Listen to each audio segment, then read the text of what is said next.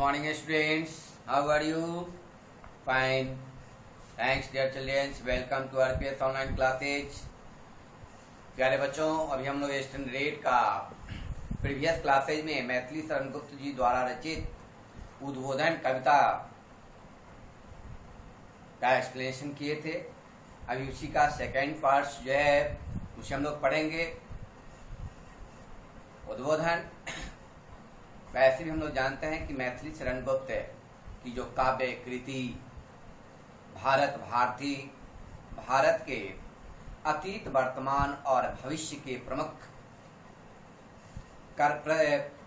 भविष्य को प्रस्तुत करने वाली ऐसी रचना है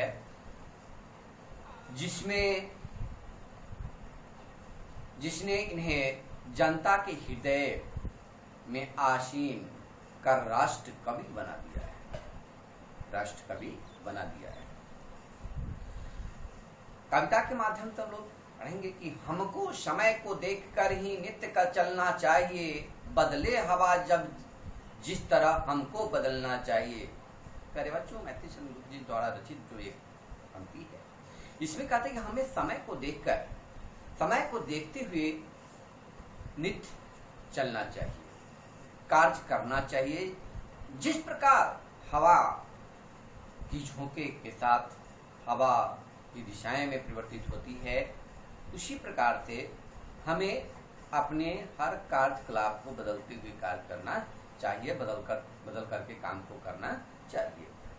विपरीत विश्व प्रवाह के निज नाव जा सकती नहीं। जिस प्रकार से विपरीत दिशा में यदि नाव ले जाते हैं, हवा की विपरीत दिशा में जाते हैं तो नाव आगे की ओर नहीं बढ़ पाती है। इसी प्रकार से हमें उसके प्रवाह को भूलना चाहिए। अपूर्व की बातें सभी प्रस्ताव पा सकती नहीं। बीती बातों का प्रस्ताव पा नहीं सकते हैं, पूर्ण कर सकते नहीं है बदलता रहता समय, उसकी सभी घाते नहीं। कल काम में आती नहीं, आज की बातें कई। प्यारे बच्चों, इसमें कहते हैं कि बदलता समय, जो बदलता रहता है समय, उसकी सभी घाते नहीं होती है। घाते शब्द का अर्थ होता है प्रतिकूल दशाएं। घाते शब्द का अर्थ होता है प्रतिकूल दशाएं। तो प्रतिकूल दशाएं होती हैं जिस प्रकार से कल काम में आती नहीं है, आज की बातें कई। आज की जो बातें हैं वे कल में कोई विशेष बातों का संस्मरण नहीं करा पाता है। सिद्धि मूल यही कि जब जैसा प्रकृति का रंग हो, तब ठीक वैसा ही हमारी कार्यकृति का ढंग। प्रकृति का सिद्ध किया हुआ है कि जब जैसा विशेष परिस्थिति हो, कोई विशेष कार्यकलाप हो, तो जब जहां हम जैसे देखें, हमें उसी के अनुकूल ढल जाना चाहिए। जब जहां जैसी व्यवस्था, उसी व्यवस्था में हमें ढल जाना चाहिए। चाहे हम जैसी भी व्यवस्था में रहे हों, उसे हमें भूल जाना चाहिए। हम जहां और जिस जगह जाते हैं, जिसके यहाँ जाते हैं, और जिस स्थिति में रहते हैं और जिस स्थिति में रहना चाहते हैं, वैसी ही स्थिति में ढल जाना चाहिए। प्राचीन हो कि नवीन छोड़ो, रूढ़ियां जो हो बुरी। प्राचीन पुराने जमाने का हो या नए जमाने का हो, जो रूढ़ी बात का हो, उसे हमें छोड़ देना चाहिए। बनकर विवेकी तुम दिखाओ हंस जैसी चातुरी। हमें वैसे विवेकी बनकर आना चाहिए जिस प्रकार से हंस अपनी चातुर्य के कारण विख्यात है। हमें वैसे कार्यकलाप को करनी चाहिए। प्राचीन बातें ही भली है, यह विचार अलीक है। ऐसी बात नहीं है कि जो पहले जमाने की बातें हैं, पुराने जमाने की जो बातें हैं वही है, सही तरीके से उसका उद्बोधन करते हैं। हमें वैसी व्यवस्था नहीं है। जैसी अवस्था हो जहाँ, वैसी व्यवस्था ठीक है। जहाँ पर जैसी व्यवस्था हो, वही व्यवस्था हमारे लिए ठीक है। उसी व्यवस्था में हमें ढल जाना चाहिए।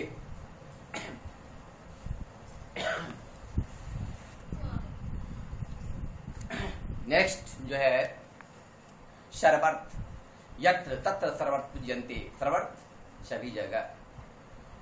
सर्वर्थ एक अपूर्व युग का हो रहा संसार है। हर जगह युग का संसार हो रहा है। देखो, दिनों दिन बढ़ रहा विज्ञान का विस्तार है। अरे बच्चों, आज का युग वैज्ञानिक युग माना जाता है। बीज और ज्ञान, विशेष प्रकार के ज्ञान को ही विज्ञान कहते हैं। तो आज का दिन ही वैज्ञानिक युग कहा जा रहा है और दिनानुदिन प्रतिदिन विज्ञान का विस्तार होता जा रहा है। अब तो उठो, क्या व्यर्थ पड़ रहे हो सोच विचार में? अब उठो, अब व्यर्थ की चिंता फिक्र मत किया करो, विचार मत किया करो। वैज्ञानिक युग आ गया है, विज्ञान का विस्तार हमें करना है, व्यर्थ का समय मत बिताओ। सुख दूर जीना भी कठिन है, श्रम बिना संसार में, श्रम बिना संसार में। प्यारे बच्चों, जब तक हम श्रम नहीं करेंगे तो श्रम के बिना वो दिन सुख दूर नहीं, जो जीना हमें कठिन पड़ेगा।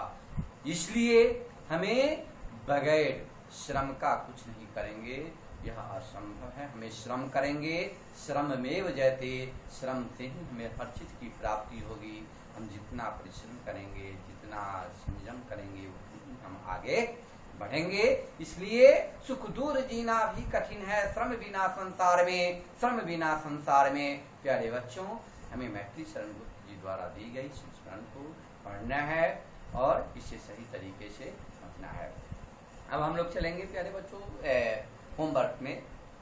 सामने कॉपी किताब आप लोग निकाले हुए हैं, अपने कॉपी में लिखें। प्यारे बच्चों, होमवर्क में फेयर की कॉपी आप लोग एकदम नहीं बना रहे हो, फेयर की कॉपी बनाओ। प्रत्येक दिन संध्या 7 से 8 स्नैप कर अपने ग्रुप में डाल दें। प्यारे बच्चों, प्रश्न होता है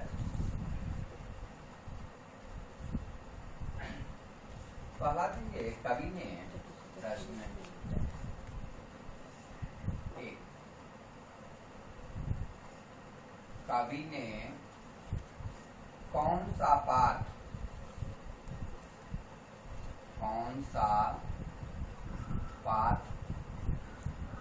पढ़ने का आह्वान किया है।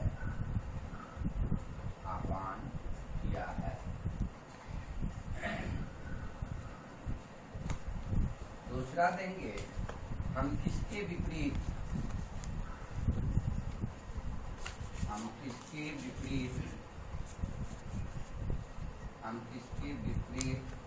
नहीं चल सकते हैं।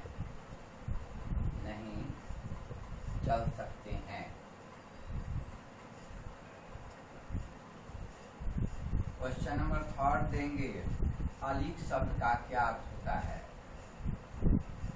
अलिख शब्द का क्या अर्थ होता है? क्या अर्थ होता है?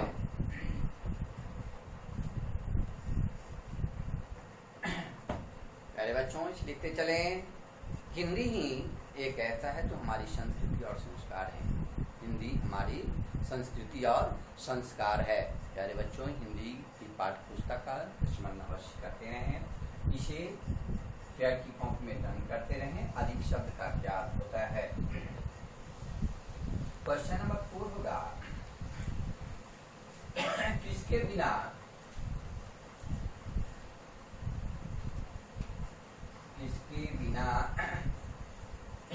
संसार में जीवन यापन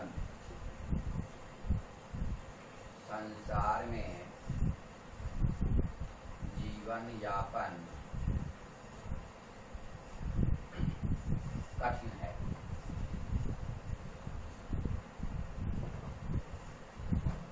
जीवन यापन कठिन है। क्वेश्चन नंबर 5 दे देंगे प्यारे बच्चों, एकता किस प्रकार स्थापित कर सकते हैं?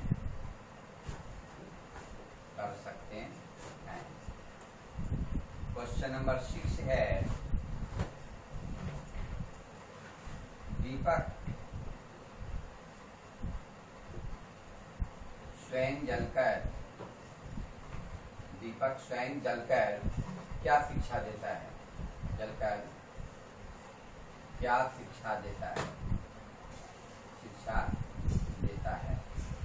तो इससे आप लिखेंगे। वैसे फेयर की कॉपी में एच का मैदान do fair chapter 9 and learn it. Okay, thanks प्यारे बच्चों, बाय.